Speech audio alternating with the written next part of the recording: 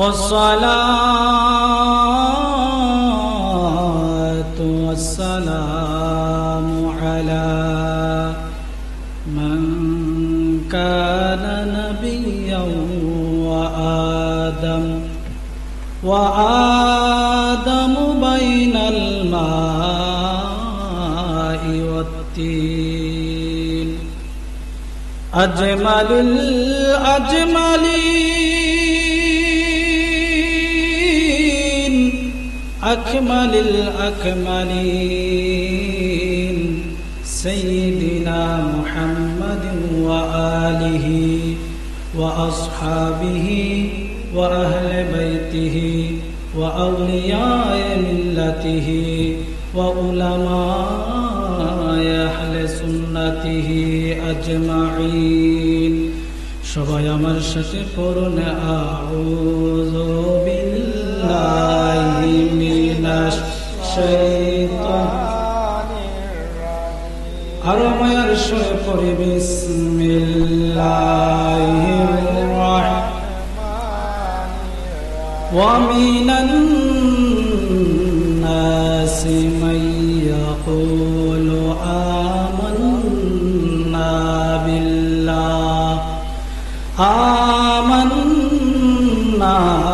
بالله وباليوم الآخر وما هم بمؤمنين صدق الله العظيم وصدق رسوله النبي الحبيب الكريم قال النبي صلى الله عليه وسلم لا يؤمن أحدكم حتى أكون أحب إليه من والده وولده والناس أجمعين إن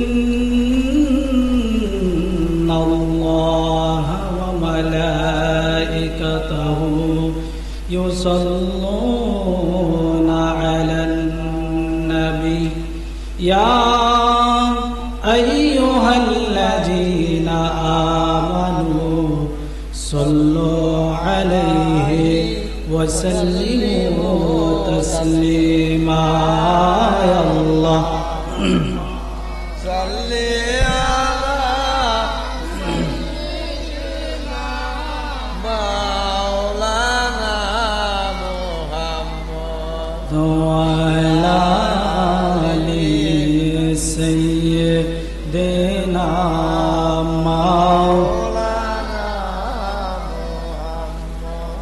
मुरीदी ला तखफ कह कर तसल्ली दे गुलामों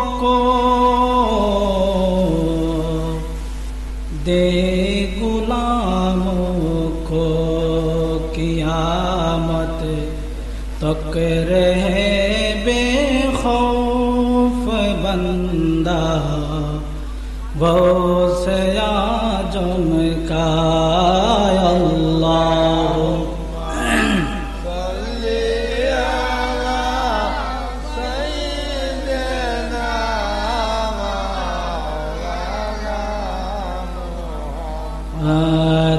وعلى آل سيدنا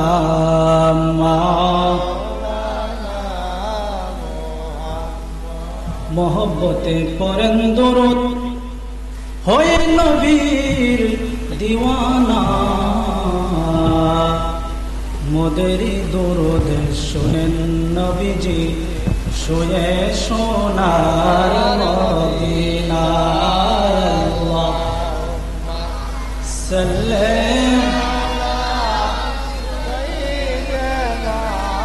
मौलाना वाला आले देना मौलाना ला इलाहा ला जोर ला इलाहा ला पर ला इलाहा इल्लल्लाह ला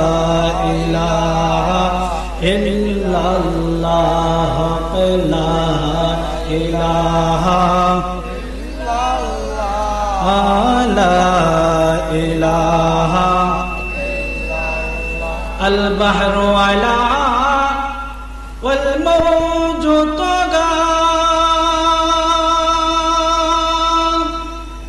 من بكس طفاه شربا البحر على والموج طغى من بكس طفاه شربا من جدر में हो बिगड़ी है हवा मोरी नैया पार लागा जना पर ला इलाहा ला इलाहा पर ला इलाहा ला इलाहा अल्लाह अल्लाह अल्लाह अल्लाह एक संगे अल्लाह पंजातনের প্রেম সাগরে ডুব দিয়াছেন যেই জহনা গো ডুব দিয়াছেন যেই জহনা আল্লাহ রাসূল সাধন হইবে তাকবে না তার বাবনা মাশাআল্লাহ আল্লাহ पंजातনের প্রেম সাগরে ডুব দিয়াছেন যেই জহনা গো ডুব দিয়াছেন যেই জহনা আল্লাহ রাসূল সাধন হইবে তাকবে না তার বাবনা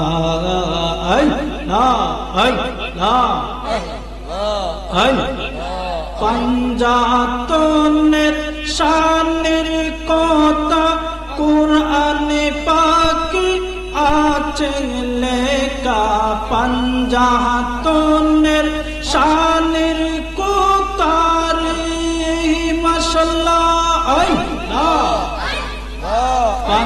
पंजातনের শানের কথা কুরআনে পাকে আছে লেখা সূরা আজহাব খুলে দেখো সূরা আজহাব খুলে দেখো আছে তাহা বর্ণনা আল্লাহ पंजातনের প্রেম সাগরে ডুব দিয়াছেন যেই জহনা গো ডুব দিয়াছেন যেই জহনা আল্লাহ রাসূল সাধন হইবে তাকবে না তার বাবনা আল্লাহ একসঙ্গে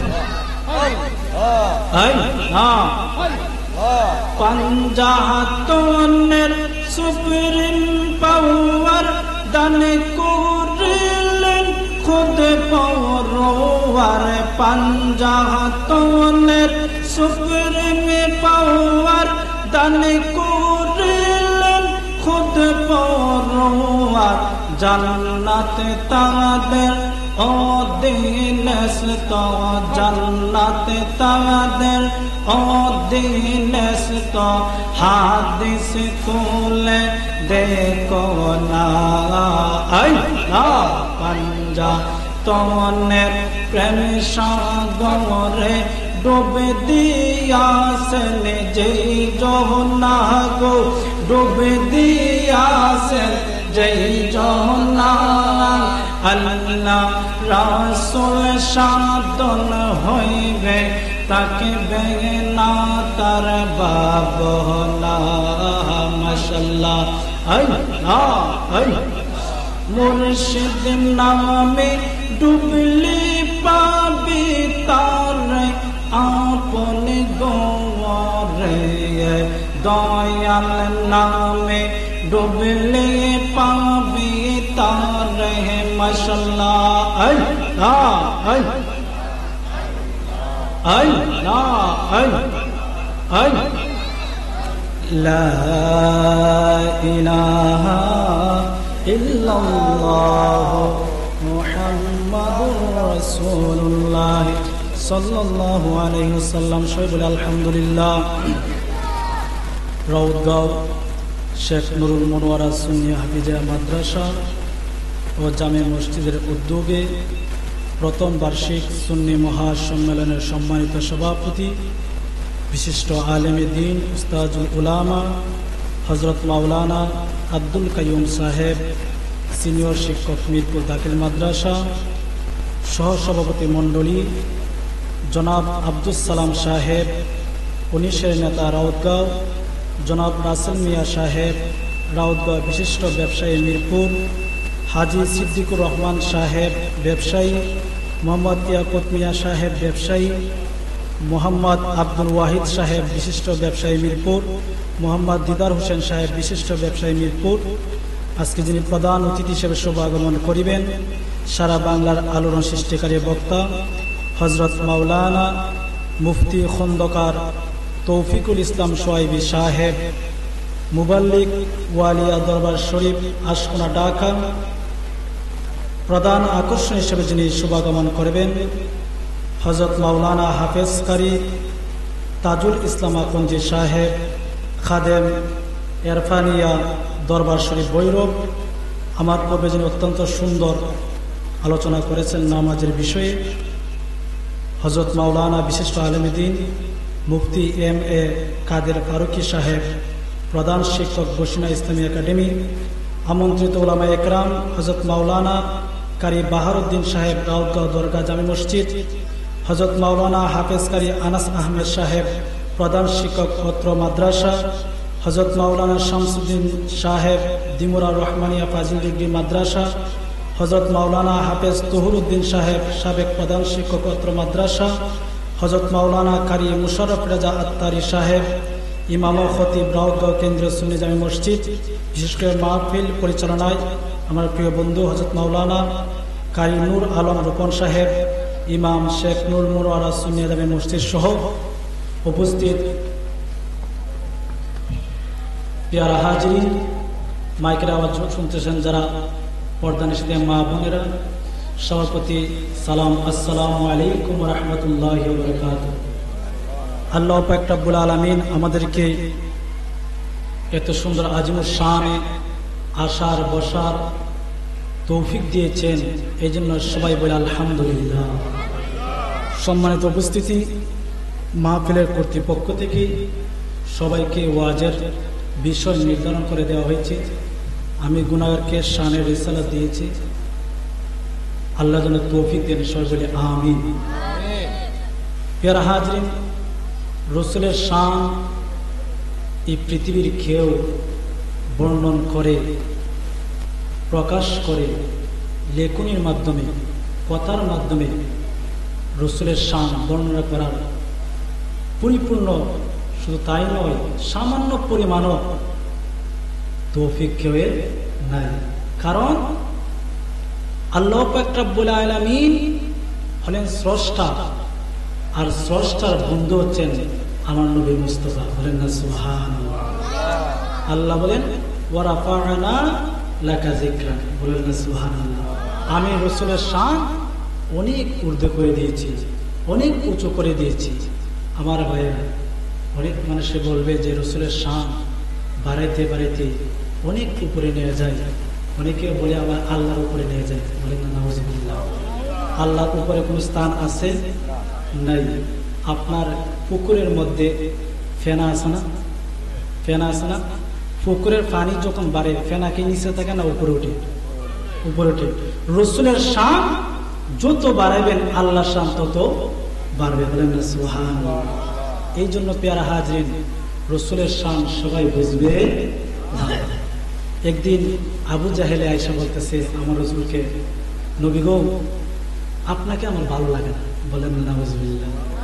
আপনাকে আমার ভালো লাগে না, আপনি দেখতে বিশ্রী, দেখতে অসুন্দর। তো তখন বলেন নাউজুবিল্লাহ, ওই সময় আবু বকর সিদ্দিক রাদিয়াল্লাহু তাআলা বলতেছে, ইয়া রাসূলুল্লাহ, নবী গো, আপনি চাঁদের চেয়েও সুন্দর। বলেন না সুবহানাল্লাহ। আবু জেহেল যখন বলেছিল নবী গো আপনি বিশ্রী, আপনি বেসুন্দর, তখন আমার নবী বলে সত্য বলেছ। বলেন না সুবহানাল্লাহ। আবু বকর যখন বলল, ইয়া রাসূলুল্লাহ, আপনি চাঁদের চেয়েও সুন্দর, আপনি আপনার মতো সুন্দর আর কাউকে দেখি না, তখন আমার নবী বলেছে সাদাকতা, সত্য বলেছে। বলেন না সুবহানাল্লাহ। এক সাহাবী প্রশ্ন করল, ইয়া রাসূলুল্লাহ, ইয়া হাবিবাল্লাহ, নবী গো, আবু জাহেলে আয়েশা বলল আপনি নাকি বিশ্রী, আপনি নাকি অসুন্দর, আপনি বললেন সত্য বলেছ। আবু বকর আয়েশা বলল, ইয়া রাসূলুল্লাহ, ইয়া হাবিবাল্লাহ, আপনার মতো সুন্দর আর কাউকে দেখি না, এটা কেউ বলেছেন সত্য বলেছ। ও নবী, একটা বিষয়ের উপর দুইটা মত সত্য হয় কিভাবে আমার বুঝে আসলো না। আমার নবী কয়, সাহাবায়ে কেরাম, শুনো রে শুনো, আমি হইলাম তোমাদের আয়নার স্বরূপ।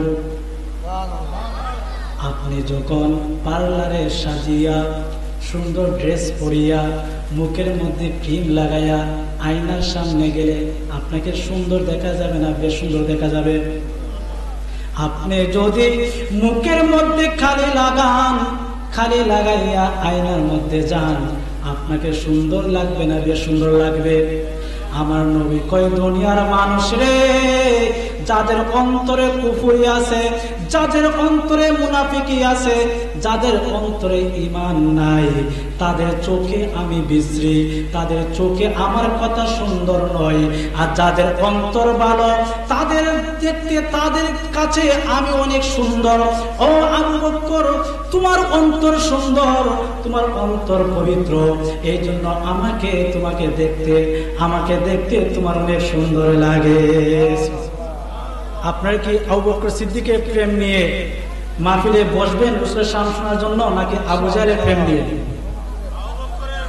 এই জন্য শায়ের বলেন, ত্রিভুবনের রহমত নবী, ত্রিভুবনের রহমত নবী, কুরআনে প্রমাণ, আশিকি বিনে কে বুঝিবে দয়াল নবীর শান, সুন্নি বিনে কে বুঝিবে দয়াল নবী, নূরের নবী,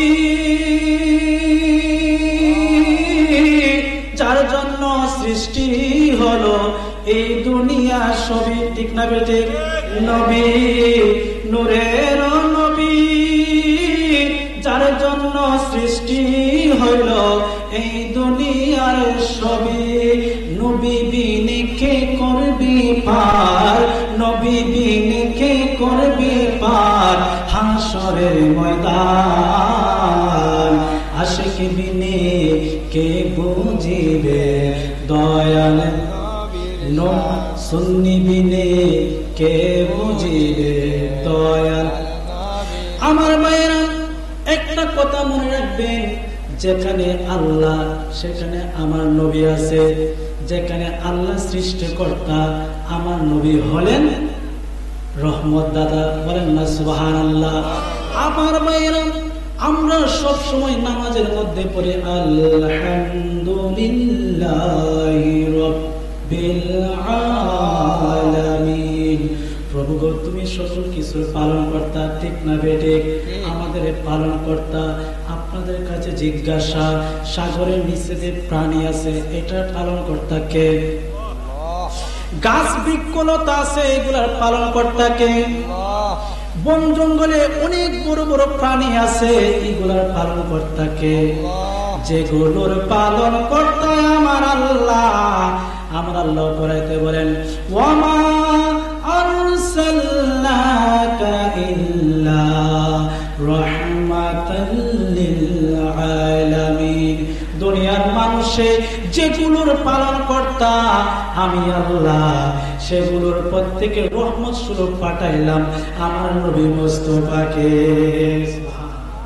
এই জন্য বাইরা, যেখানে তাওহীদ সেখানে শানে রিসালাত, যেখানে আল্লাহর শান সেখানে নবীর শান।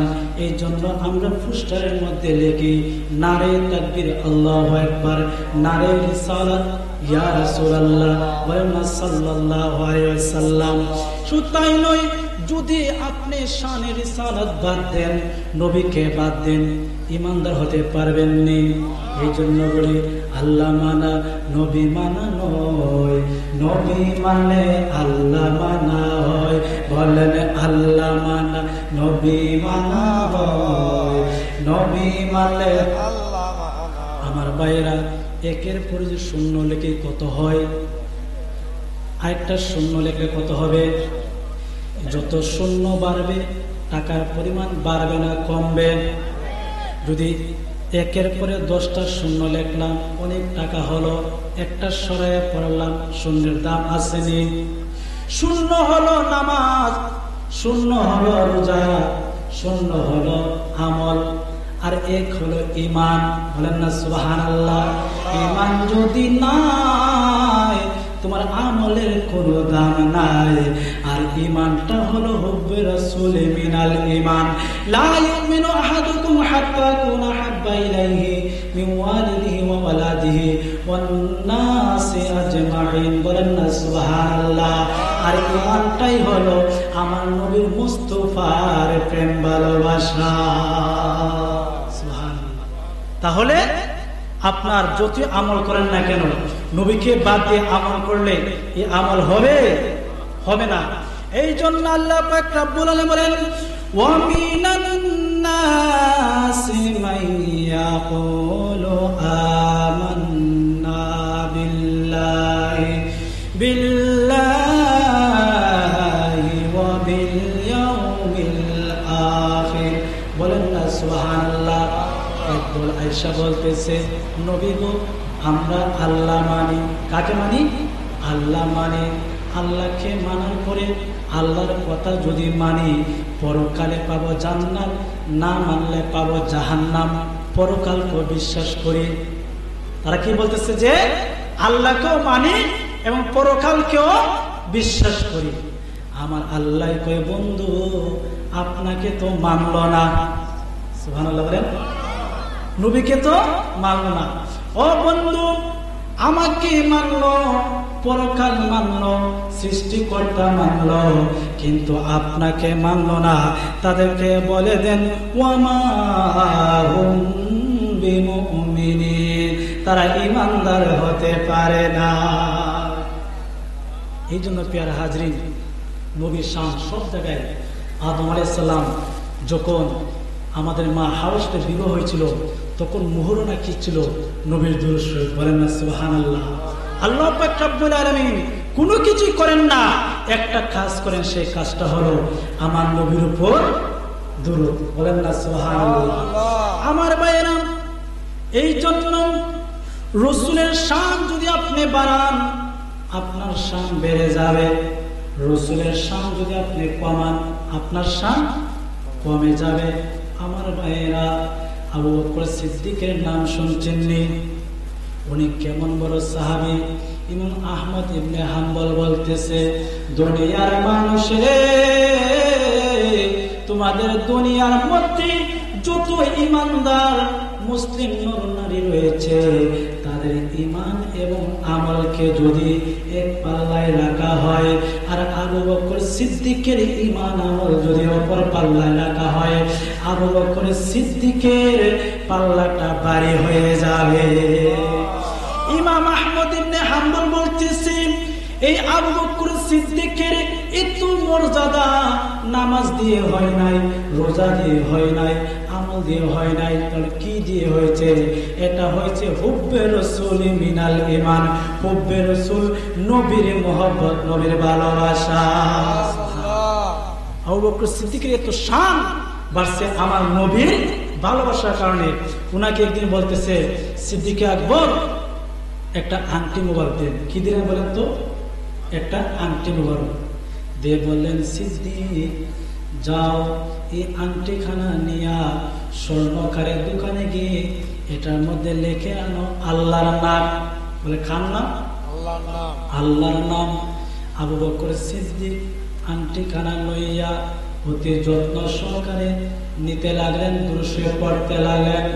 স্বর্ণকারের দোকানে গিয়ে কয়, স্বর্ণকার ভাই, এটা সাধারণ কোন আংটি নয়, এটা হলো দুজাহানের বাদশার আংটি।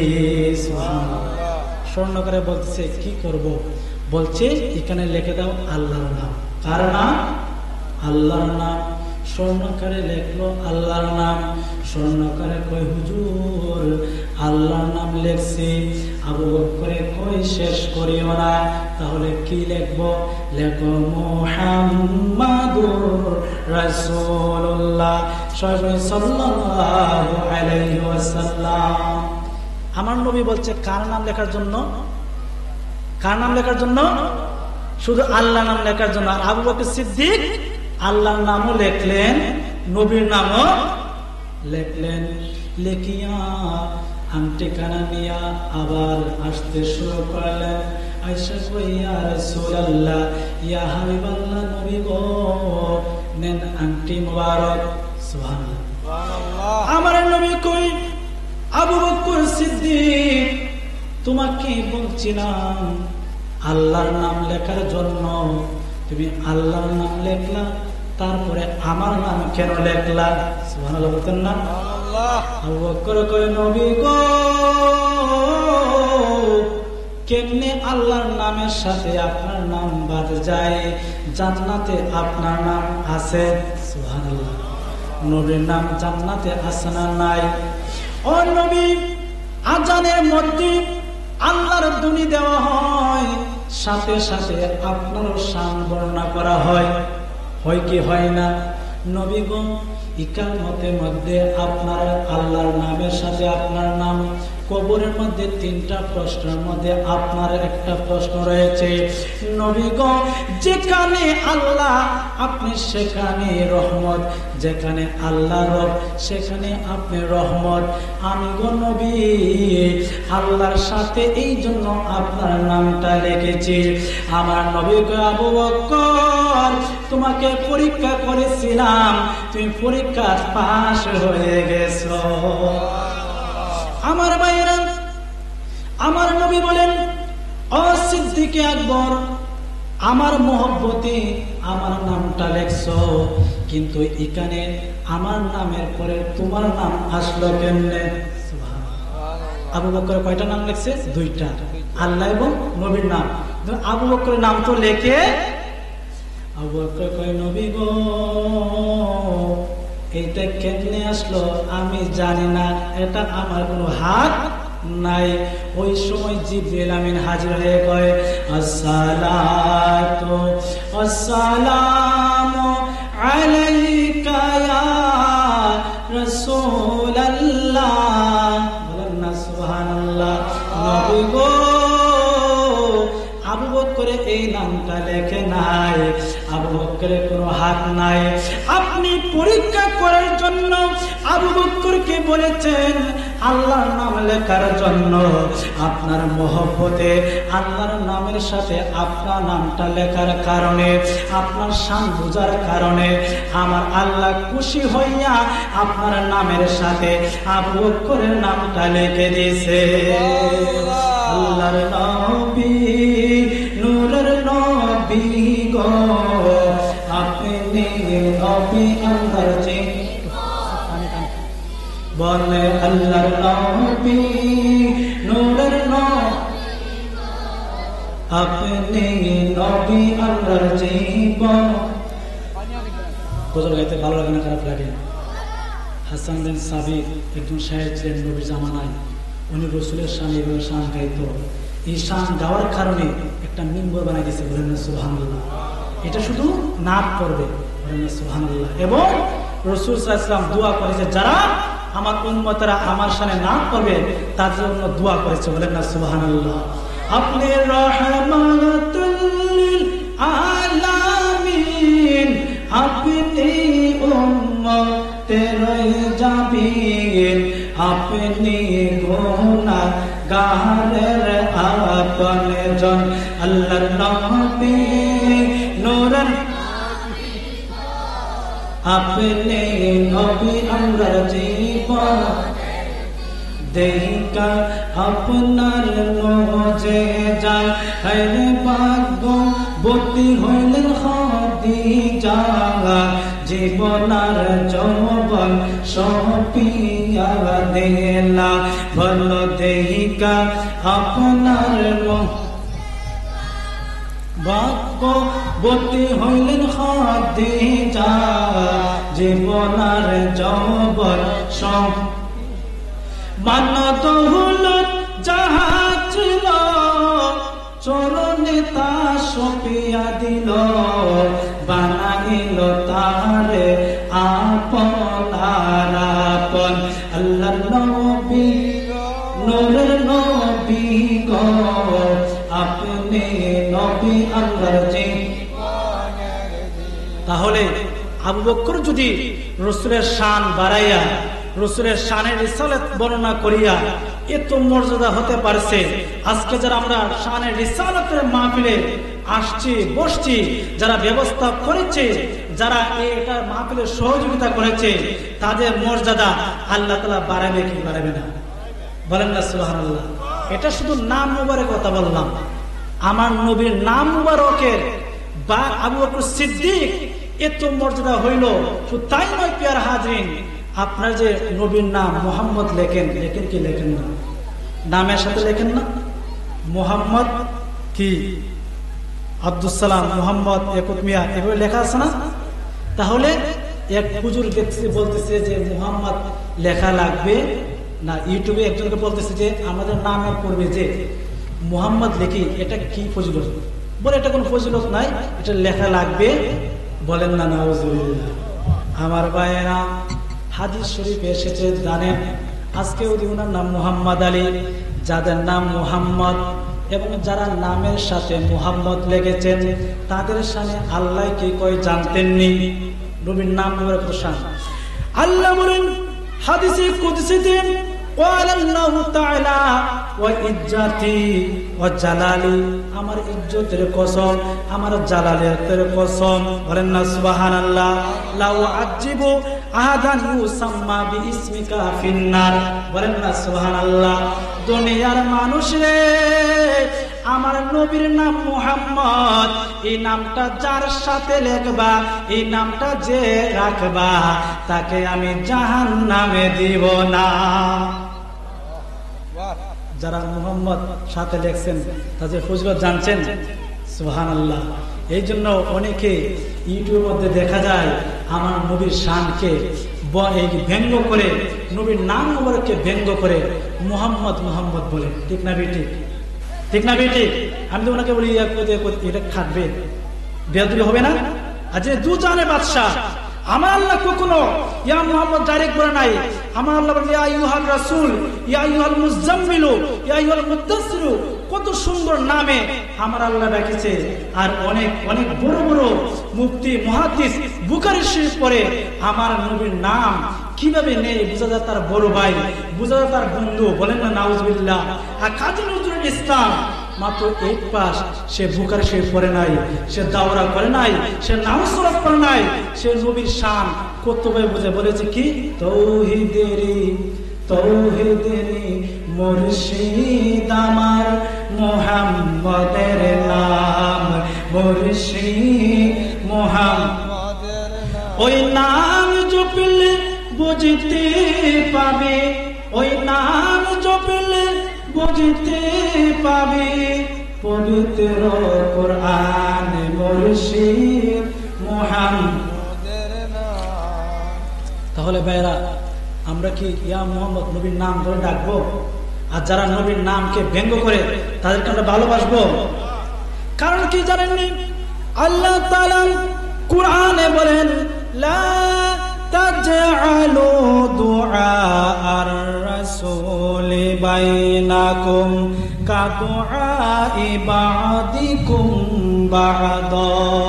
উচ্চ সুরে বলেন না সুবহানাল্লাহ। দুনিয়ার মানুষ রে, তোমরা একে উপরে যেভাবে নাম ধরে ডাকো ওইভাবে আমার নবীকে নাম ধরে ডাকো না। কার নির্দেশ? আল্লাহ নির্দেশ। আর আমরা যদি নবীর নাম কেউ রাখতে হবে, নূরের নবী, হায়াতুন নবী, জিন্দা নবী, বলেন না সুবহানাল্লাহ। আমার ভাইরা,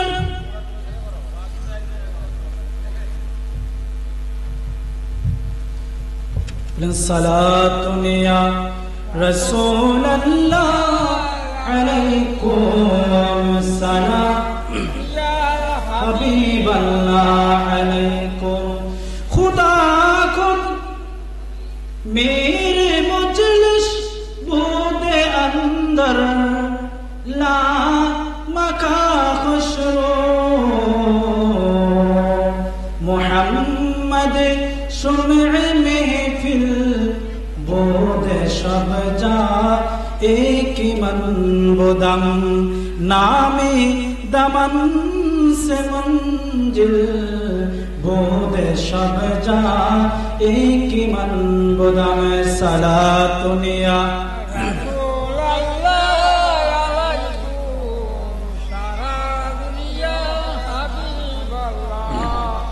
আমার ভাইরা, নবীর নাম কি? মুহাম্মদ মুস্তাফা সাল্লাল্লাহু।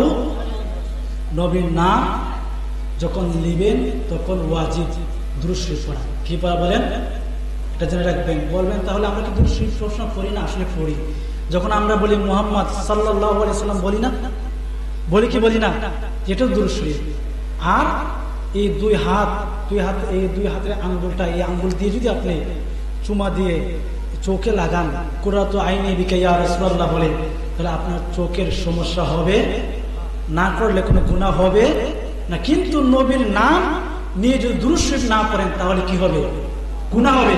জীবনে একবার দুরূদ শরীফ পড়া ফরজ, নবীর নাম মুবারক শুনে দুরূদ শরীফ পড়া ওয়াজিব।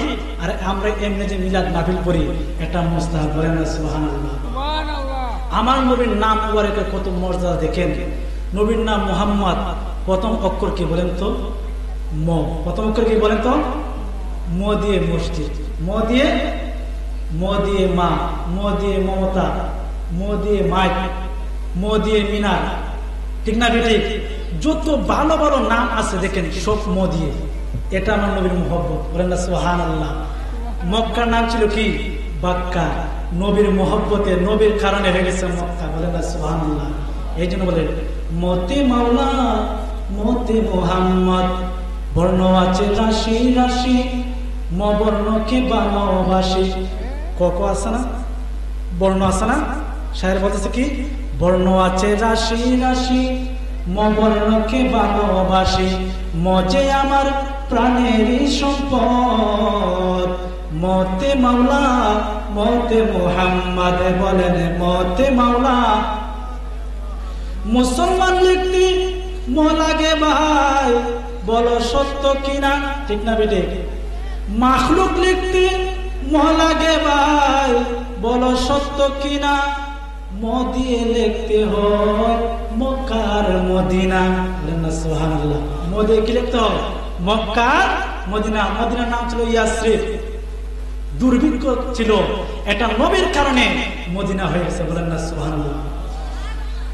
মুসলমান লিখতে ম লাগে ভাই, বলো সত্য কিনা?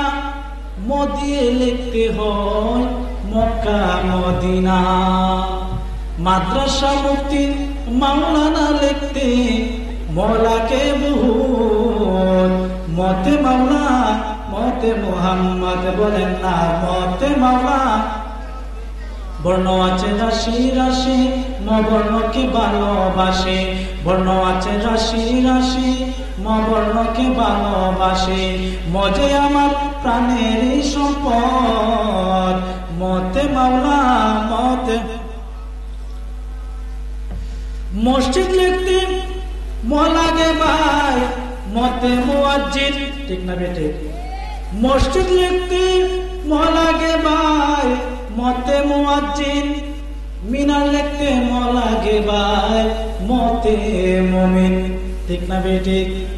ম দিয়ে মুর্শিদ জপিলে, ম দিয়ে মুর্শিদ জপিলে কাটের বিপদ, মতে মাওলা মত মুহাম্মদ। মতে মাওলা দেখছেন নবীর নাম মোবারক কত শান। আবু বকর সিদ্দিক নবীর নাম মোবারককে সম্মান করার কারণে আবু বকর সিদ্দিকের নাম আমার আল্লাহর পরে নবীর নাম, তারপরে সিদ্দিকে আকবরের নামটা উঠে গেছে।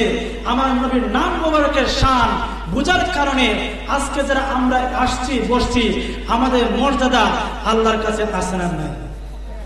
আমার ভাইরা, গভীর মনোযোগ, নবীর নাম মোবারকের শানটা শুধু একটু বর্ণনা করব, কারণ এর চেয়ে বেশি তো করা যাবে না। নবীর শান তো আমার পক্ষে বলা সম্ভব না। তারপর সামান্য সময়ে নির্দিষ্ট সময় শেষ করে দেব। আমার বন্ধুরা, আমার নবীর শান শুধু এখন নয়, তখনও ছিল। তখনও ছিল, যখন কিছু ছিল না তখন আমার নবী ছিল। আল্লাহ যখন ছিল একা, ছিল না কোনো সকা, তখন আল্লাহ প্রকাশিতে চায় আপন নূর হইতে খুদা নবীকে করলেন পয়দা। জোশ মারিল এসে তিনি ধরি, আয় হায় গো সময় যায়, পরদর নবী আল্লাহ বানাইয়া আদমের রূহকে হুকুম করে, যাওরে রূহ আদমের অন্তরায়, অন্ধকার দেখিয়া রূহ বলে অন্ধকারে তাকাবি সদায়, হায় রে সময় যায়, পরদর নবী। সুবহানাল্লাহ।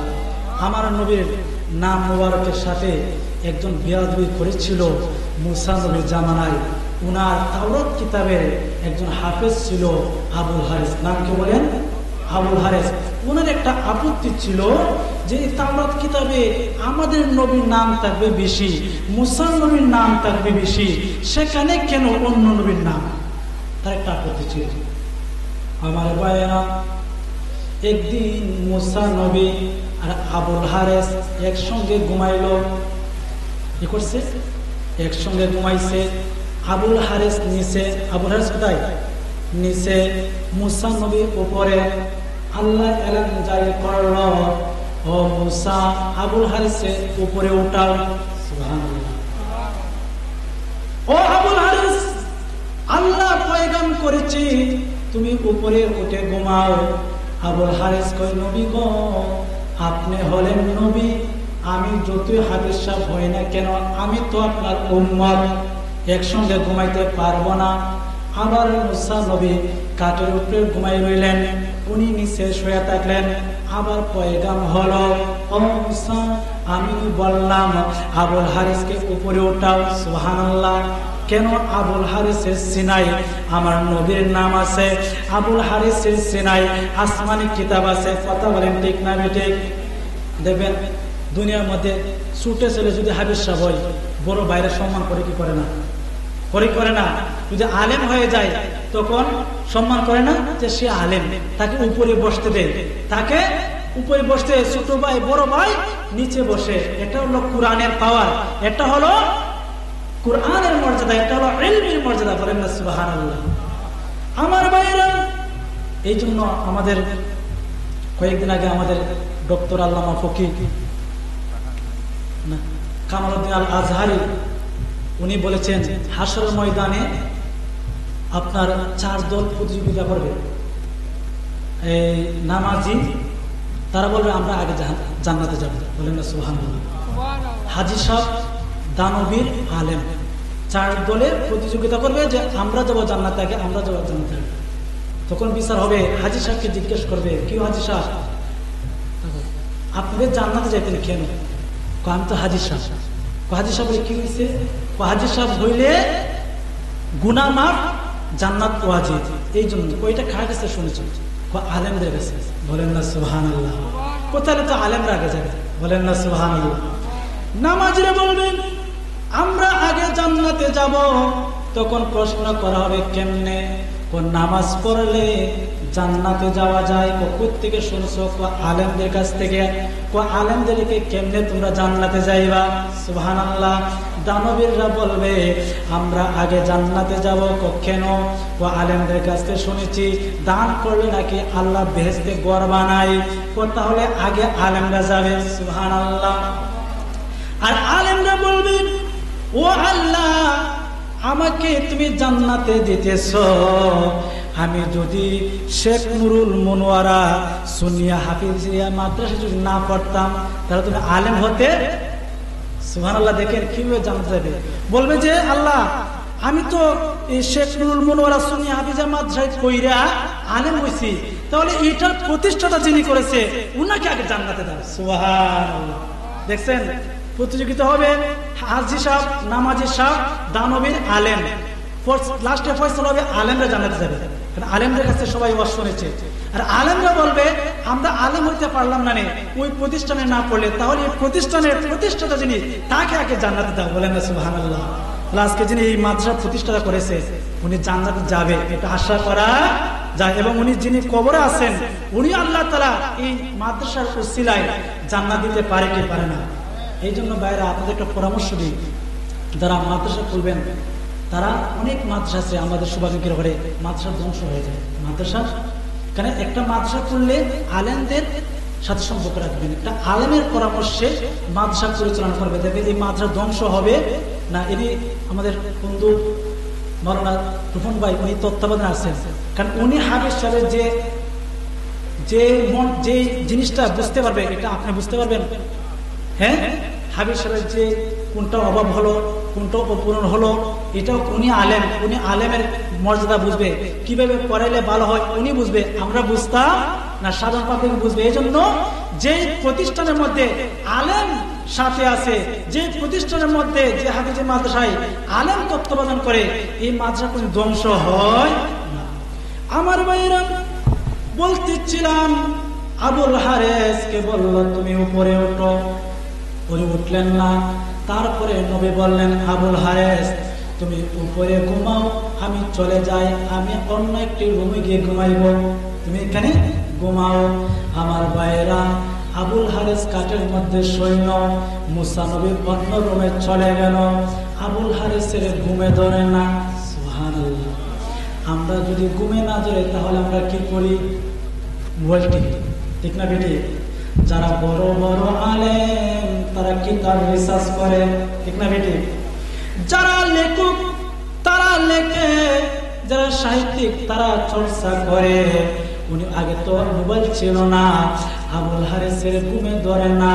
আবুল হারেসে কয় আমি তো হাফেজ সাহেব, তাহলে কিতাবটা একটু রিসার্চ করি।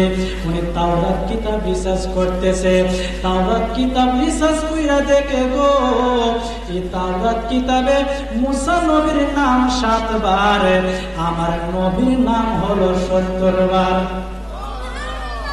এখন তার ভিতরে একটা হিংসা জাত করে, আমার নবীর নাম এত কম কেন আর অন্য নবীর নাম বেশি কেন? উনি একটি কলম লইলেন, কিনিলেন, কলম নিলেন, কলম নিয়ে কাটতে শুরু করলেন। বলেন না নাউজুবিল্লাহ।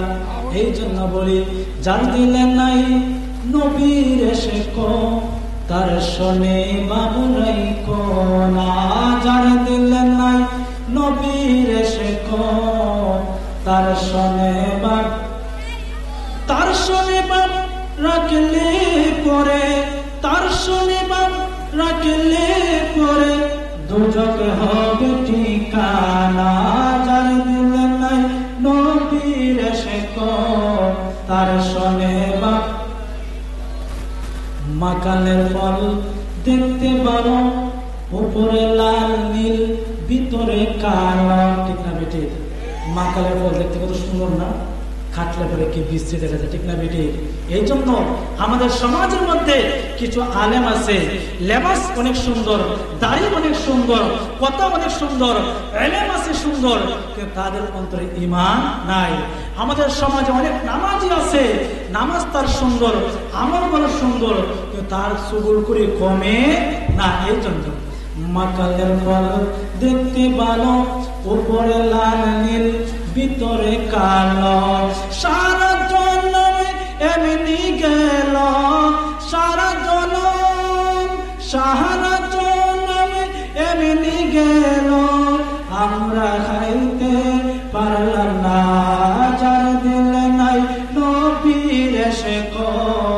তার শোনে বা বলতেছিলাম আবুল হারেস কলমটা নিয়া কাটতে শুরু করলো কাটতে কাটতে যখন রে বাবা আমার নবীর নাম 69টা নাম কাটলো, সাথে সাথে আবুল হারেস গুলশান হয়ে গেছে। কার সাথে বিয়াদবি করছে? সুবহানাল্লাহ। কার সাথে বিয়াদবি করছে?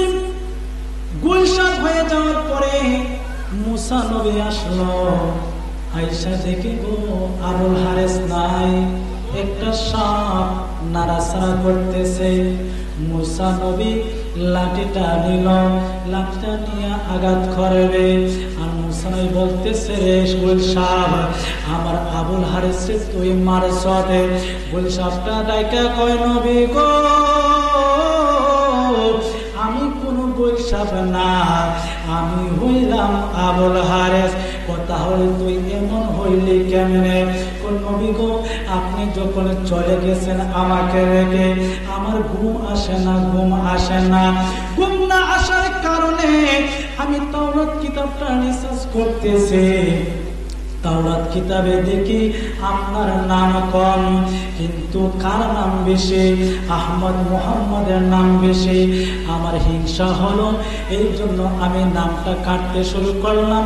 মুহাম্মদ নাম কেটে আহমদ নাম কেটে আপনার নাম লিখলাম।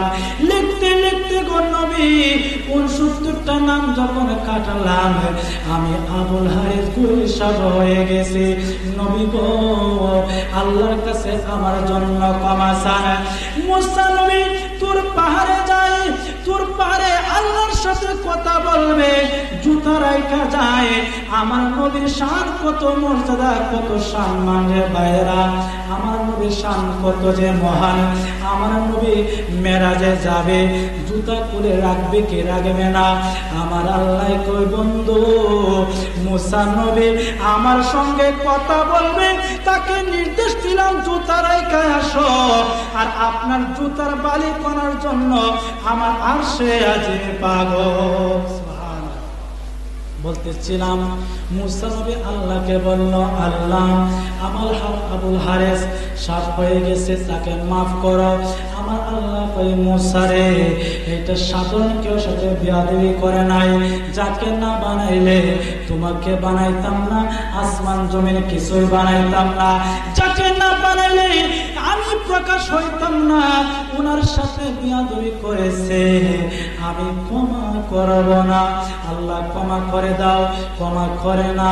আল্লাহ বলে ও মুসা একটা কাজ করতে পারি, কি? যার সাথে বিয়াদবি করছে উনি যদি ক্ষমা করে তাহলে আমার কোনো আপত্তি নাই। বলতেছে উনি আসবে তো আমার 1600 বছর পরে আসবে ঈসা, ঈসা পয়গম্বরে 569 বছর পরে আসবে মুহাম্মদ। আবুল হারেস কই, ও আবুল হারেস কার সাথে বিয়াদবি করলে এটা ক্ষমা পাবে না। ও নবী আল্লাহর কাছে বলেন না, ও আল্লাহর কাছে বলেছে। আল্লাহ বলছে যার কাছে বিয়াদবি করছ ওনার কাছে যদি ক্ষমা চাস আর উনি যদি ক্ষমা দেয় তাহলে আল্লাহ ক্ষমা করে দিবে। আবুল হারেস কয় নবী গো উনাকে পাবো কোথায়? আমার পরে একজন পয়গম্বর আছে ঈসা রুহুল্লাহ, উনি আসার পরে উনার নবুয়ত শেষ হওয়ার পরে তারপরে আসবে আখেরি নবী, তারপরে তুমি মাপ চাইতে হবে। আবুল হারেস কয় নবী গো আমি আর মানুষ হতে চাই না, যার জন্য এত বড় শাস্তি পাইলাম, যার জন্য আমি লাঞ্ছিত হইলাম, যার সাথে বিয়াদবি করার কারণে আমি এত বড় অপমানিত হয়েছি, আমার আল্লাহকে বলেন আমাকে যেন আল্লাহ হায়াত দান করে দে, দীর্ঘ হায়াত দান করে দে, যেন আমি নারে নারে ঘুরব, জঙ্গলে জঙ্গলে ঘুরব। যখন পদে যাকুম মিনাল্লাহি নূরুন ওয়া কিতাবুম মুবিন, নবী যখন আসবে নূর হইয়া তখন ওনার কাছে ক্ষমা চাইব।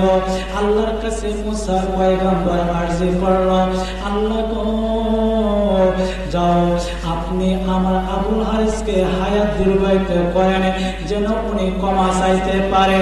আমার আল্লাহ মুসা পয়গম্বরের কথাটা কি করলেন? কবুল করলেন।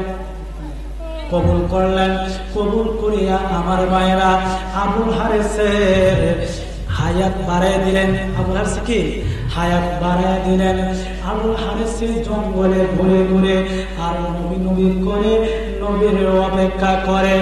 আমার ভাইরা নবী আসছে দুনিয়ার, আবুল হারিস ক্ষমা পেয়ে আপনার পয়গাম জানিয়া আবুল হারিস খবর শুনিয়া উনি নবীর কাছে ক্ষমা চাইবে যাইতে শুরু করলো। আমার ভাইয়েরা যাইয়া আবু জাহেলের বাড়ির সামনে গিয়ে রেস্ট নিতেছে। কার বাড়ির সামনে?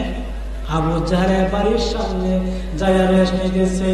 আবু জাহেল দেখে ফেলল, দেখিয়া মানুষকে ডাকতে শুরু করলো, কে কোথায় আছো রে?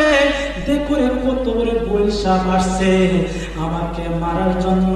অবশ্যই এটা আমার মুহাম্মদ সাল্লাল্লাহু আলাইহি সাল্লাম পাঠাইছে, তার সাথে দুশমনি করি সে আমাকে শাস্তি দেওয়ার জন্য। আবুল হারিসকে মারার জন্য আবু জাহেলের দলবল নিয়া আবুল হারিসকে মারতে শুরু করলো। আবুল হারিসে কয়, আবু জাহেল রে আমারে মারিস না, আমারে মারিস না, আমারে কেউ পাঠাই নাই, আমি তোকে দংশন করার জন্য আসি নাই। আমি বড় অপরাধী, আমি বড় অবাগা, আমি বড় পাপী, আমি রহমাতুল লিল আলামিনের নাম মুবারকের সাথে বিয়াদবি করার কারণে গুলশাদ হয়ে গেছি। আমি ক্ষমা চাওয়ার জন্য নবীকে খুঁজতেছি, আমাকে ক্ষমা পাওয়ার জন্য একটু সুযোগ দেয়। আবু জাহেলে কার কথা কে শোনেন? দলবল নিয়া ওই আবুল হারিসকে মেরে ফেললো। মারিয়াও থামে নাই রে বাবা, এই সাপটাকে আগুনে পোড়াইলো। আগুনে পোড়াইয়া ছাইগুলো একটা পাতিলের ভিতরে ঢুকাইলো। পাতিলের ভিতরে ঢুকাইয়া নবীকে পরীক্ষা করার জন্য নবীর দরবারে গেল। গিয়া কয়, মুহাম্মদ সাল্লাল্লাহু আলাইহি সাল্লাম আমার পাতিলের ভিতরে কি আছে বলতে পারবানি? যদি বলতে পারি, বলতে পারলে মুসলমান হব। আমি যদি না বলি ওই পাতিলের ভিতরে কি আছে এইটা যদি উত্তর দেয় তাহলে কি হবে? তাহলে তো কথাই লাগে না, মুসলমান হয়ে যাব। এই কথা বলার সাথে সাথে এই পাতিল থেকে ওই ছাইগুলা জিন্দা হইয়া গুলশাপ হইয়া জবান ছুটে গেল, বলতেছে লা ইলাহা ইল্লাল্লাহু মুসা কালিমুল্লাহ। নারে তাকবীর, নারে রিসালাত। প্রধান আকর্ষণ সাহেবের আগমন, হাফেজ কারি মাওলানা তাজুল ইসলাম আতুঞ্জি সাহেবের আগমন। আলহামদুলিল্লাহ, একে একে আমাদের আলেমরা আসতেছে, আলোচনা শুনবেন, বলেন না সুবহানাল্লাহ। তখন ওই সাপটা এই পাতিল থেকে জিন্দা হয়ে বাহির হয়ে গেল। বাহির হইয়া এই আবু জাহেলের প্রতি তাকাইলো। আবু জাহেল ভয় পেয়ে গেল, হাই রে, যাটাকে আমি মারলাম, মারিয়া সাই করলাম, আবার মুহাম্মদ সাল্লাল্লাহু আলাইহি ওয়াসাল্লাম কেমন জাদু, এটাকে জাদু দিয়ে আবার জিন্দা করে ফেললো, যে এখন তো আমাকে আর ছাড়বে না। তখন আবু জাহেল বললে, মুহাম্মদ সাল্লাল্লাহু আলাইহি ওয়াসাল্লাম বাদশা একটু আটকাও, আমি মুসলমান হব, এই সাপটাকে আটকাও, তাহলে আমাকে মেরে ফেলবে। তখন আমার নবী বলেন, সাপ একটু থামো। এই থামার কথা বলার সাথে সাথে আবু জাহেল দৌড় মারল। আমার মায়েরা ওই আবুল হারিস কান্দে কান্দে কয়, নবী গো, আমি জানতাম না আপনার শান যে এত মহান। ও নবী, আমি ভুল ক্রমে আপনার নাম মোবারক কাটতে শুরু করলাম। কাটার কারণে গো নবী আমি গুলশাব হয়ে গেছি। এতদিন পর্যন্ত আপনার অপেক্ষা করলাম গো নবী, আমাকে আপনি ক্ষমা করেন। আমার নবী তো রহমতের ভান্ডার, উম্মতের কান্ডার। আমার নবী কয় আবুল হারেস ক্ষমা করে দিলাম। আবুল হারেস ক্ষমা পাইয়া যাইতে শুরু করল। আবুল হারেস গুলশাপটা যায়, নবীর দিকে তাকায়, বলেন না সুবহানাল্লাহ। মানুষ যখন বিদেশ যায় তখন বাড়ির দিকে বারবার তাকায়নি, একবার একটা হাঁটা দেয়, আবার বাড়ির দিকে তাকায়, ঠিক না বেঠিক? আমরা ছাত্র জীবনে যখন পড়ালেখার জন্য বাইরে হইতাম, বাড়ির দিকে তাকাইতাম আর সামনে আগাইতাম। আবুল হারেস বুঝা যাইতেছে তার যাইতে মন চায় না। আমার নবী ডাক দিলে আবুল হারেস শুনে যায়। আবার আবুল হারেস আসলো, কিরে তোর কি যাইতে মন চায় না? আবুল হারেস কয় নবী গো, এত সুন্দর চেহারা তৈয়া আমার মনে যাইতে চায় না। সুবহানাল্লাহ। আমার নবী তাকে দোয়া করলেন, সে আবুল হারেস আবার মানুষ হয়ে গেলেন। মানুষ হইয়া যত জীবন বাইসা ছিল তত জীবন আমার নবীর মহব্বতে, আমার নবীর খেদমত করে গেছে। যার দিলে নাই নবীর সে তার শোনে, যার দিলে নাই নবীর সে তার শোনে বাম, তার শোনে বাম রাখলে পরে, তার শোনে বাম রাখলে পরে দুজক হবে ঠিকানা। যার দিলে নাই নবী তার শোনে বাম। তোমার কাদিয়া মাটি সানা করল পরিয়ে পাটে, কাঁচা মাটির রং ধরে না, কাঁচা মাটির রং ধরে না, পুরাইল খাটি সোনা। যার দিলে নাই নবীর সে তার শোনে বাব। এজন্য আল্লাহ বলেন ওয়াল্লাযিনা ইউযুনা রাসূলুল্লাহি লাহুম আযাবুন আলীম। যারা আমার নবীর শানে বিয়াদবি করবে, রাসূলের শানে বিয়াদবি করবে, তাদের জন্য রয়েছে যন্ত্রণাদায়ক শাস্তি। এখন বুঝে আসছে? দেখেন আবু বকর সিদ্দিক নবীর শান, নবীর নাম মুবারককে সম্মান করার কারণে আবু বকরের শান কত উপরে গেছে, ঠিক না বেটি? আর আমাদের নবীর উম্মত নয়, মুসা নবীর উম্মত, উনিও ছিল জলিল কদর পয়গাম্বর। উনার নিজের নবীর মহব্বত দেখাতে গিয়া আমার নবীর শানে বিয়াদবি করার কারণে আমার আল্লাহ সার দেয় নাই। আজকে যারা এই দুনিয়ার মধ্যে আলেম নামে জালেম নবীর শানে বিয়াদবি করে, নবীর নামে অনেক কিছু বলে, বলছে নবীর মুখে দুর্গন্ধ ছিল, নাউজুবিল্লাহ, এই অনেক কথা বলতেছে। যারা এগুলা বলে তারা কি মুমিন না মুনাফিক? তারা কি মুমিন বলা যাবে? কেমন কথা! নবীর নাম মুবারক, এত শান, আর নবীকে মুহাম্মদ সাল্লাল্লাহু আলাইহি ওয়াসাল্লাম এটা বলছে, মানে বোঝা যায় এটা ওই তার ভাই বলছে, তার বন্ধু বলছে। আমার ভাইরা, আমার বন্ধুরা, এই জন্য রাসূলের শান কত যে মহান করিতে প্রমাণ আমার আল্লাহ লটকাইবেন মিজান। সুবহানাল্লাহ। আমার ভাইরা, আমরা কে জান্নাতি কে জাহান্নামী আল্লাহ জানে কি জানে না? আমরা কে কতটুকু গুনাহ করছি আল্লাহ জানে কি জানে না? কে কতটুকু নেকি করছে আল্লাহ জানে কি জানে না? আল্লাহ তুমি কে কতটুকু গুনাহ করছে তুমি জানো, কে নেকি করছে তুমি জানো, কে নেককার কে গুনাহগার, কে জান্নাতি কে বেহেশতি কে দুজকি তুমি জানো। তারপরে কেন কবর রাখলা, তারপরে কেন হাসর সাজাইলা, তারপরে কেন মিজান সাজাইলা?